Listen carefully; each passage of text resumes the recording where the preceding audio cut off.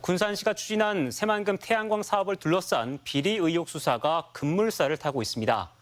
사건 관계자가 줄줄이 구속되고 공사업체 대표가 실종되는 일까지 벌어지면서 파문이 적지 않습니다.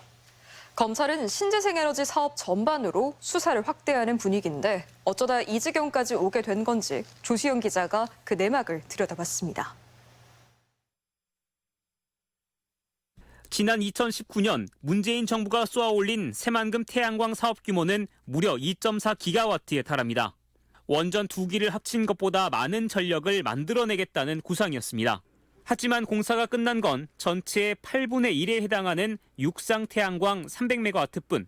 수상 태양광은 첫 삽도 뜨지 못했습니다. 그나마 완공된 육상 태양광은 100메가와트씩 3개 구역으로 쪼개 진행됐는데 새만금 개발공사가 2개 구역, 군산시가 1개 구역 사업권을 따냈습니다. 제 뒤로 펼쳐진 바로 이곳이 논란의 중심에 선 군산 새만금 육상 태양광 2공구입니다. 약 100메가와트 규모로 1,200억이 넘는 사업비가 투입됐습니다. 당초 군산시는 시민 펀드를 발행해 시민과 수익을 나눠 갖는 지역 상생 모델을 내세워 대내외의 박수를 받기도 했습니다. 시에서 출자를 하고 해서 법인을 만들고 그다음 법인 만들고 난 후에 소득도 올리고 시민들이 가서 일하고.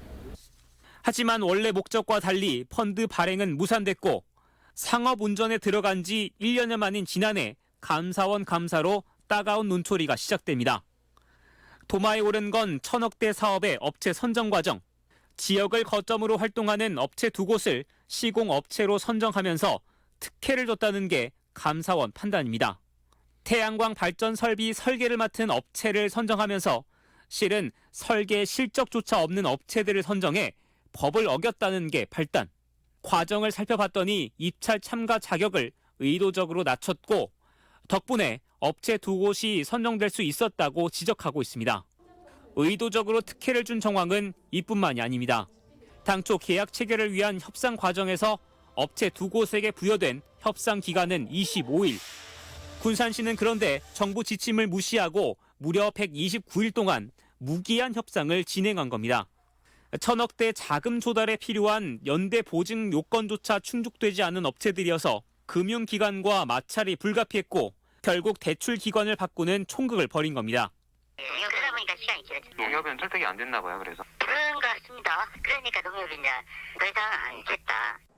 사업 자금을 빌려줄 전담 은행을 교체하는 특혜를 제공하는 과정에서 금리가 높아지면서 결국 시민에게 110억대 피해를 입혔다는 결론입니다. 강임증 군산시장의 지시와 승인에 따라 태양광 공사를 따낸 업체 대표는 강 시장의 고교 동문. 다른 업체 대표는 검찰 수사 선상에 오른 뒤 옥정호에서 돌연 실종된 인물이어서 그간의 의혹은 사실이 되어가는 분위기입니다. 검찰이 업체 선정에 개입했다는 브로커 한 명을 붙잡아 구속하면서 수사는 자연스레 윗선으로 향할 것으로 관측됩니다. 여기에 강 시장의 고교 후배로 최측근이자 육상 태양광 사업을 도맡은 시민발전 주식회사 전 대표 서모 씨도 정관계 로비 혐의로 구속된 상황.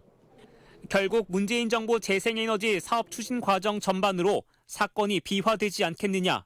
당시 정책에 관여한 이들에 대한 무차별적인 수사를 예고한 것 아니냐는 말이 나올 수밖에 없어 보입니다. MBC 뉴스 조수영입니다.